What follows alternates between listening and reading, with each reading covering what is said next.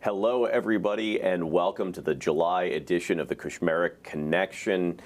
Thank you, as always, to our amazing hosts, FATV, for the wonderful work that they do in our community and providing this wonderful studio space and airwaves for us to have these conversations every month and dialogues within our community. Hopefully, everybody is staying nice and cool at home.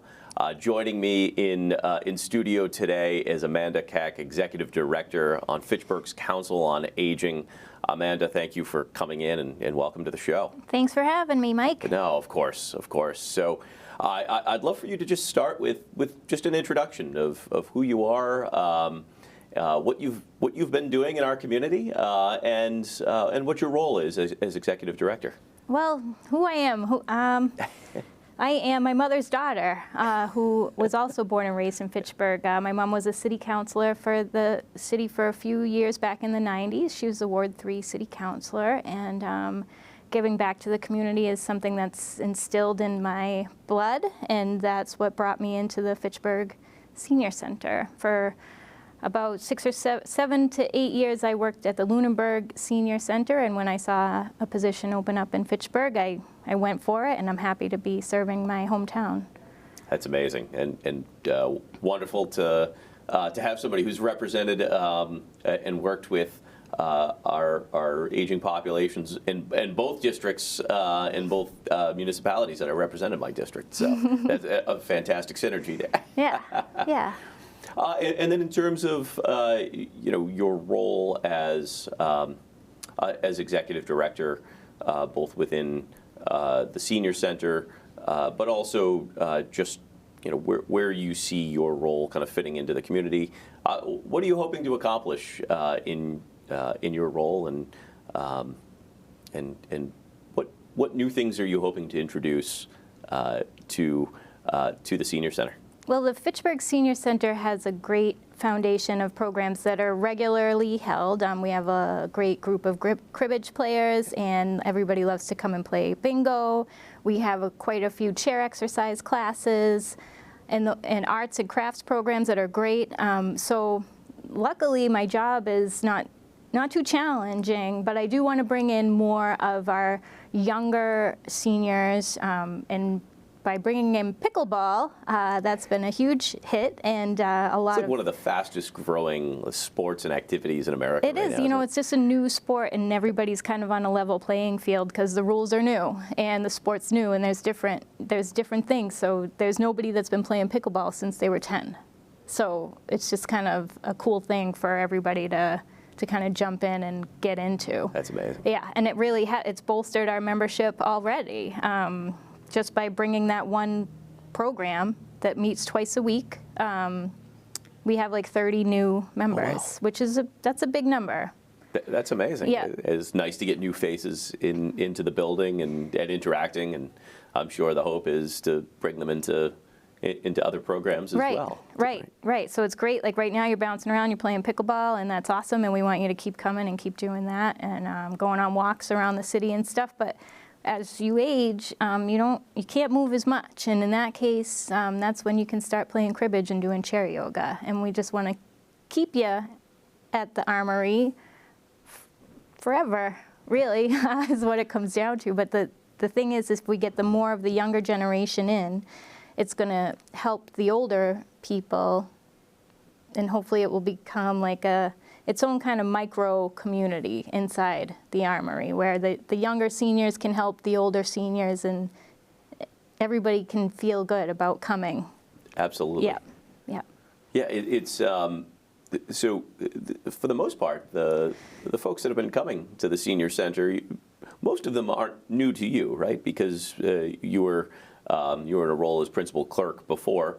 Can you talk a little bit about how that familiarity of both the senior center and with the community, your time in Lunenburg as well, how did that help prepare you to take on this new role? Because it is a big job, and it's critically important in our community, and I think for a lot of people they'd be overwhelmed, but you seem to have just really just taken off and really a running start as you've started this new endeavor. Thank you. Well, I just have a Maybe natural. you just make it look easy. Yeah. Yeah, maybe. I don't know. It does. I have to say, it does come naturally to me. Working with this population, I've just always had an affinity toward these baby boomers. I think a lot of it has to do with they're around my parents' age, and I lost both my parents in my 30s, which is sad. But when I started working at the senior center in Lunenburg, and even before that, I was a companion to the elderly in their homes and help them gain their and keep their independence and live at home. I just feel comfortable around them, and not everybody does. But for me, it's fine, and we're all just regular people, and it makes it easy for me to go to work every day. You need to have a lot of patience, and you have to be kind, and I naturally have those things. I don't have to act like someone I'm not when I'm there. So my experience in Lunenburg was huge, and I got to know a lot of people that go to Lunenburg, also go to Fitchburg. You don't have to be from Fitchburg to come to the Fitchburg Senior Center. You can be from Leominster, Lunenburg, or Acton, or wherever. Everybody can go to all the senior centers, and it's just a natural environment for me to get along with people. And so you just hit on something that I think is really key and critical to us as we have an aging population of Massachusetts. You talked about kind of independence through that aging process, and the role that the Council on Aging can play in helping to preserve that independence and keeping people both at home and in their communities. Can you talk a little bit more about some of the role and some of the services that help facilitate that, and maybe some of the collaborations that you have with some of those organizations in our community? For sure, yeah. So definitely, you want to stay home. You don't want to have to go anywhere else after you've lived in your house for so long. And the most important thing that the senior center provides to people who don't want to stay home and don't want to go into a program or another assisted living or a nursing home or something like that is you need people. And maybe you don't like people, maybe you don't think you need people, but you do. Like, you need people. So coming to the senior center is the first thing it breaks down is your isolation. You need to socialize with people, because that's what we do as humans. We get together and we need each other. So the very first, most important thing that the senior center provides is socialization. Now, if you need help in your house, you need to be connected to services like you need home health care or light housekeeping. There's a ton of agencies around that provide those services, and we have all their pamphlets and all their phone numbers, and you can stop by and we will give you the information that people need to get those services in their home. And we serve lunches 3 days a week, which is something, so if you're not into cribbage or bingo or pickleball or chair exercise, you don't want to do anything like that, you do want to eat. So you can come to the senior center and break bread with people, your peers, and just, relax and have a good time. And then you can go back home if that's all you want to do, is eat. But I think, to me, our most important thing is the fact that we serve lunch there 3 days a week, and our kitchen volunteers are absolutely amazing. And Monty Check prepares the food, and yep. Oh, that's wonderful. It's $3 a lunch if you have it. If you don't have it, that's okay too. We'll give you lunch anyways, and yeah. It's an amazing service that you provide to our seniors and our aging population. It's fantastic. Thanks. Yeah, it's hard to talk about all of it, but there is. The whole place is overwhelming with all the different things that we can provide. And you talked about some of those agencies and having access to the information, and you can also make referrals over to those agencies as well, and sometimes that just helps kind of break through that wall, and it can seem so daunting to both our seniors and to their families, right? And I think you and I have both had those families that maybe aged a little bit quicker, yeah. And I had to care for my parents through my 20s and into my 30s, and I often found even with a wife as a geriatric social worker who specializes in this area, it's daunting. It can be overwhelming to a family, and particularly a young family. Being in my 20s. Somehow you're just supposed to know all that stuff. Oh, exactly. That's it. Yeah. That's it. And Can you serve as a resource to help guide, if as kind of caregivers walk onto that scene of trying to figure out how to navigate, steering maybe their parents or grandparents through that aging process? Are you often finding yourself in the situation where you're helping to guide? Here's where you might call, or here's where you might go, or come in and bring them in during the week? That's usually what I do. It happens sometimes. A lot of people do. They just get referrals like right from the hospital Sure. or whatever happens, and people just kind of follow the natural way of things. But I do feel like I have a special connection to those who are looking for care for their parents, and what should they do and where should they go. And every situation is so different. You just the most important thing is that people need to understand that life is so unpredictable, and you want all the answers right now, and you want to know exactly the right steps to take, but each family is so different, and not everything works for every single person. So you just got to come by, look at everything we have, and it's really some of the hardest decisions you're ever going to make, and that's just the truth. And I'm happy to sit with people and help them kind of deal with that and figure out what they think might be the best thing and to give it a try. That's wonderful, and it's such an amazing resource for our community. You're in a building that has just such wonderful history and is just so interconnected to our downtown. You talk about being in the former Armory building and the importance of being embedded in such a historical site. We are so fortunate to have the Armory as our senior center. There are a lot of places around that have a room in a city hall, or an attic space somewhere, or some places don't have anything at all, and we have the Armory, and it's gigantic, and there are so many different programs that we can hold at the same time, so we can reach a lot of people and bring a lot of people in. If we knew what people wanted to see, there's possibilities there to have it all the time. And just the fact that the Armory, it's just classic old Fitchburg, like it was all brick. It was built in the 1890s, and there is so much history there that it's just fitting that it's a senior center. It's it's really one of those just crown jewels of our city. We are so fortunate as a city to still have that building preserved.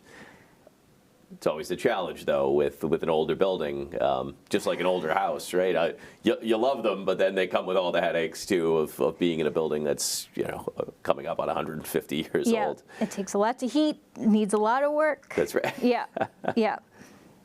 Now, I know the Friends of the Senior Center have often been active in trying to help volunteer, and I know this is going off script. I didn't ask you about any of this. That's all right. But there's always been volunteers or folks that want to give back to help preserve, whether through time or their treasure. How would people connect to either the Friends of the Senior or just a volunteer to help out? Well, if you wanted to join the Friends of the Fitchburg Senior Center, you can give us a call at 978-829-1790. But it's best to stop by, fill out the membership form. It's $10 a year to belong to the Friends of the Fitchburg Senior Center. It's going to be a new board this year with this, I'm a new director. It's a new board. We're coming back from COVID. Wonderful. So I do plan on using this group moving forward so that we can have the kind of programs that the people that contribute to the senior center want to have. So one thing that we are working with the Friends on is trips, and that's been in high demand. So my plan is to use the Friends to kind of sponsor the trips, to take care of the responsibility of running the trips, and then the people can go on the trips, and Sure. we could just not worry about like the office staff handling that. And it is the best way to volunteer for the senior center is to join the Friends and talk to me and see what we can find for things for you to do. But I do stress that people should come to the senior center and participate in the programs that we have right now. And if you see a place where you feel like you could help out, you would create your own volunteer position. But a lot of people think that the senior center is a place to come and volunteer. Yeah. And it's like, well, it's a place for you to come and hang out. And that's what you should do at the senior center. You don't have to work just because you're retired. Right. Yeah.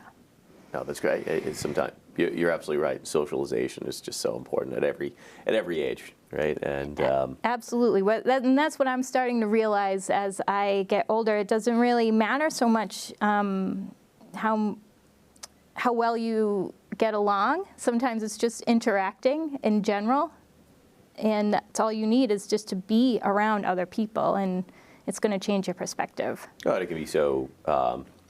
It sounds so daunting, right, to go to a new place with new people, and that's true at every age, right? Yes. I have a son who's 2 years old, and you bring him to daycare for the first time, or we bring him, in an emergency situation where daycare is closed, we have kind of a backup center that we can take him to, and it's a room full of new people, and you see the kind of, he stops, he pauses, he's apprehensive at first, and then once you kind of toss him in, and all of a sudden, you see those friendships and those connections start to emerge.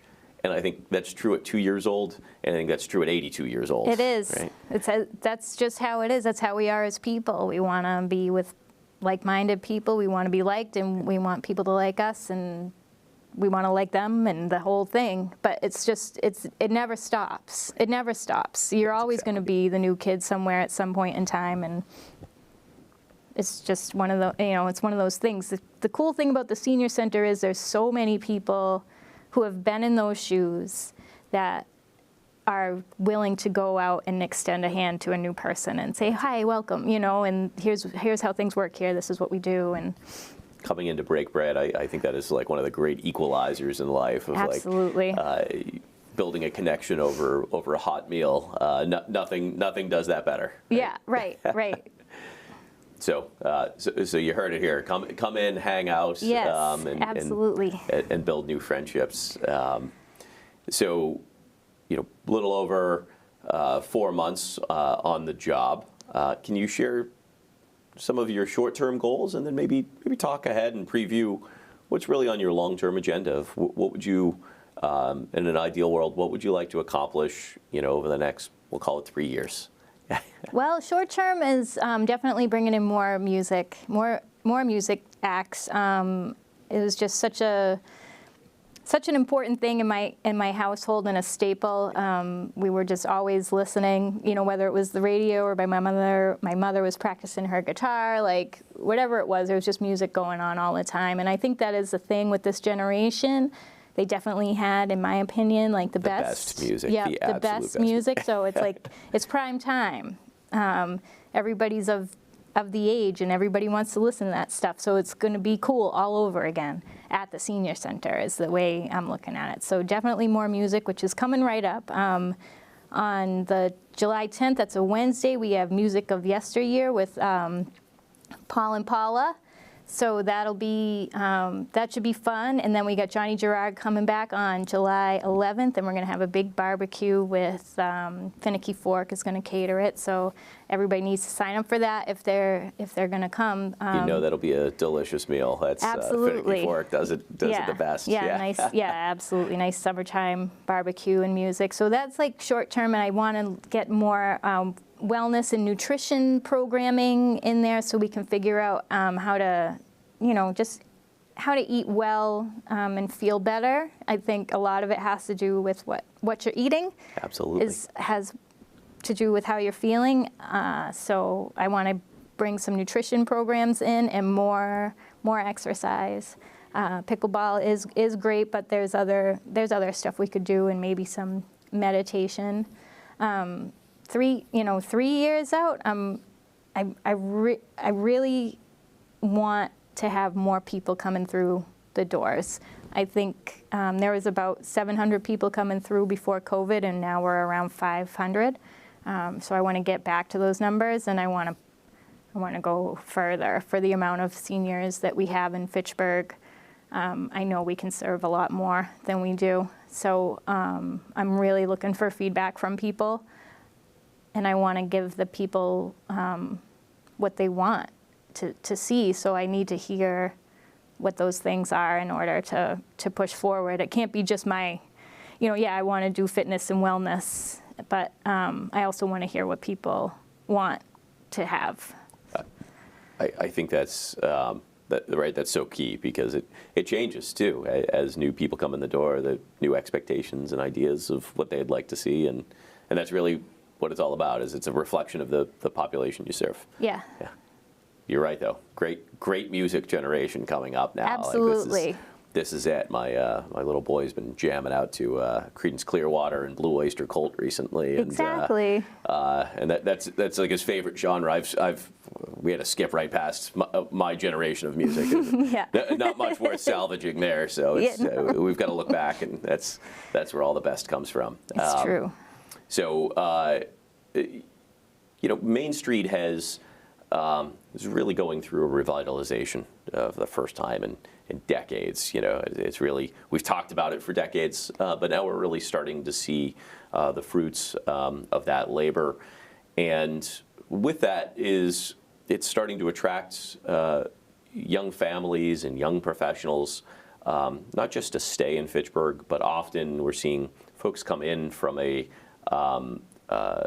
oversaturated market from the eastern part of the state, and we're seeing a new generation of young families do a westward migration from the Somervilles and Cambridges of the world that are just too expensive and really unattainable for home ownership or even for renting, and they're coming to our downtown, and they see it as a kind of a new place to be, and as we start to gear, how do we get Fitchburg State University students downtown? How do we get these young families to come in and stay? That's all wonderful, but I think absent in that conversation is really talking about how do we take what has been going so well for us, and the population and the residents who have been working in this city and working for this city for a lifetime, and contributing to make sure this city is just a wealth of culture and knowledge, and just a wonderful place that you and I know it to be. How do we bridge from this new population coming in to a population that maybe has only known Fitchburg, and what do you see as kind of that solution for how we bridge those, and what role does the Council on Aging have in that mission? Well, I think the Armory and its strong foundation can continue to be just what it is. It is great. We definitely want more people to come and live in the city, obviously, and in order to make that bridge, like the senior center is the bridge, I think, because we do have a lot of lifelong Fitchburg people, and when you come to the senior center, you'll meet those people, and the new population will integrate into the senior center the same way they will the rest of the city. Hopefully they're going to bring their parents. I mean, right. Yeah. So you want the senior center to be a place where everybody is welcome and can come and thrive and grow and age and enjoy themselves. Well, it's exciting to look forward to that not so distant future, I think, and think about how you continue doing what you've always done, and that kind of wonderful melting pot that Fitchburg has always been with every new generation of folks that come in. There's always been that warm and extending a hand to welcome them and to show them the beautiful and amazing city that we are. So we have a few minutes left. Any questions I didn't ask you that you'd like to share information with? I don't think so. Fantastic. Well, Amanda Koeck, thank you so much for all that you have done for our senior population, both in Fitchburg and in Lunenburg. We're so happy to have you in this new and exciting role in Fitchburg, and looking forward to partnering with you and seeing all of the success that you have in this role. And know that our office is always going to be here to help and support you. But we're thankful for the contributions that you've made already and your willingness to serve this city. Thank you. All right, to our viewers at home, thank you so much for tuning in. Thank you, as always, to FATV for being such an amazing host. And folks, please make sure you tune in August. We have Peter Capodagley, the owner and proprietor of the Boulder Art Gallery, coming in, also talking about the Boulder Rock Walk and some local history about Fitchburg's downtown and how that brings us into present-day revitalization. So, as always, thank you so much for tuning in, and we look forward to seeing you in August. Stay cool out there.